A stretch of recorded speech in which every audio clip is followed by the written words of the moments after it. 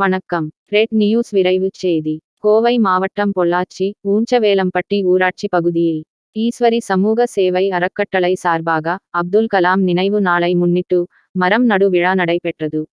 விழாவில் பள்ளி குழந்தைகளுக்கு மரக்கன்றுகள் நடுவதின் பயன் மற்றும் பராமரிப்பு பற்றிய விழிப்புணர்வு ஏற்படுத்தப்பட்டது. பள்ளி மாணவ மாணவிகளுக்கு கல்வி சம்பந்தமான உபகரணங்கள் வழங்கப்பட்டது. ஈஸ்வரி அறக்கட்டளையின் நிறுவனர் சங்கரேஸ்வரி மற்றும் ஊஞ்சவேலம்பட்டி ஊராட்சி மன்ற தலைவர் சபரி நித்யா ஆகியோரின் தலைமையில் அறக்கட்டளையின் பொறுப்பாளர்கள் திரளாக கலந்து கொண்டு நெடுஞ்சாலை ஓரங்களில் மரக்கன்றுகள் நட்டனர்.